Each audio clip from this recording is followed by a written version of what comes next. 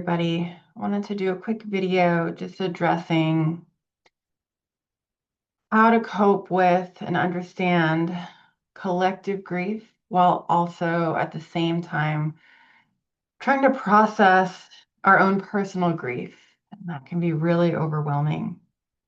Collective grief is when a community or a society or nation or state, whatever community we're thinking, however big or small, have a shared sense of mourning. It can happen after a natural disaster. It can happen after a cultural icon passes away. It can also happen in times of national crisis. And it can add even more to that feeling of helplessness, which causes a lot of anxiety and fear.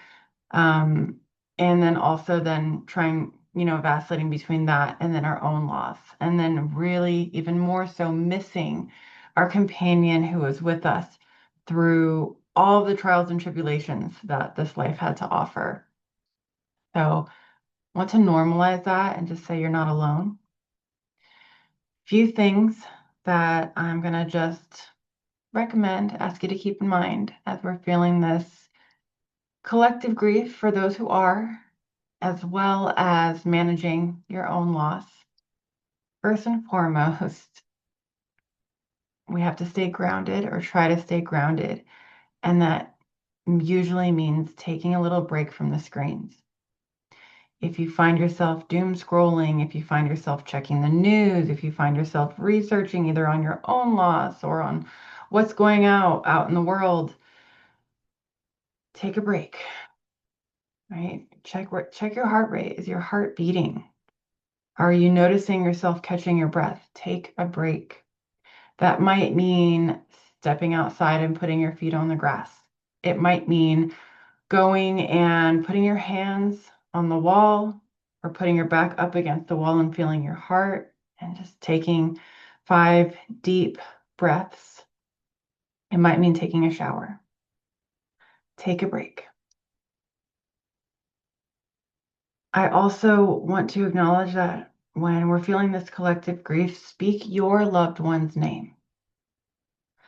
Whatever you need to say, you can say, I wish you were here, or I miss you so much, or I wonder what you would think of this, buddy. Just speak their name, light a candle. And if you're feeling that collective grief, light 2 candles, like 3 candles, right? Name what you're lighting a candle for. Include your personal loss and your loved one in there. Small kindnesses also help. Again, that goes back to this feeling of feeling powerless. So maybe bring a cup of coffee to your coworker one morning. Maybe stop by the neighbor's house and bring some cookies. Offer to, shovel snow from their driveway if they can't do it. Do a small kindness. Reach out to somebody else that you have admired or that you would like to acknowledge something. But what that does is it gives us a little bit of agency back, a little bit of control, right? Helping somebody else, even if it's a small aid, can counter that feeling of helplessness.